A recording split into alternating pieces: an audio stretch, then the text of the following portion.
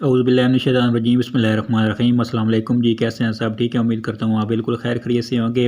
अच्छा, जैसा कि आप सबको मालूम है कि MA Urdu Sargodha university part 2 के पेपर हो रहे हैं जी।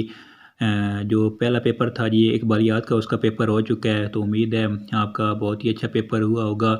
बहुत ही आसान पेपर था इस बार जो इकबालियात का पेपर हुआ है। अब अगला जो पेपर होना है वो है जी असालीब नसर का।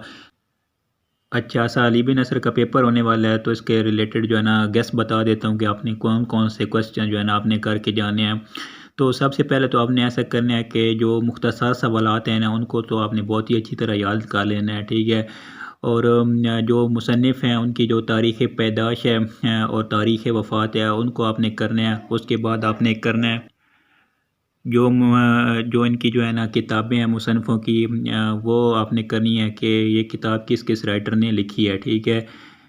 तो उसके बाद आता है जी बड़े सवालात आ जाएंगे, तो उसमें आपने जो पहला सवाल कर लेना है वो है जी मुख्तार मसूद का आपने सवाल करना है जी, आवाज़ दोस्त ये आपने करना है, ठीक है। अगला जो आपने सवाल करना है शायद अहमद देलवी गंजीना गौर, ये आपने सवाल बहुत ही अच्छी तरह याद कर लेना है। अगला सवाल आपने जो करना है वो है अख्तर हुसैन रायपुरी गर्देरा। अगला सवाल आपने जो करना है वो है सर सैयद अहमद ख़ान मज़ामीन सर सैयद और पतरस बुखारी मज़ामीन पतरस। ये तकरीबन 1 2 3 4 5 सवाल हैं।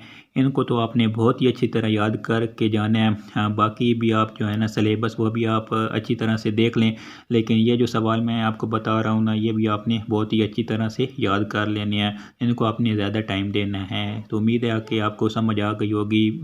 अगर आप एमए उर्दू के पेपर दे रहे हैं या तैयारी कर रहे हैं तो काइंडली जो है ना मेरे चैनल को ज़रूर सब्सक्राइब कर दें। बहुत शुक्रिया।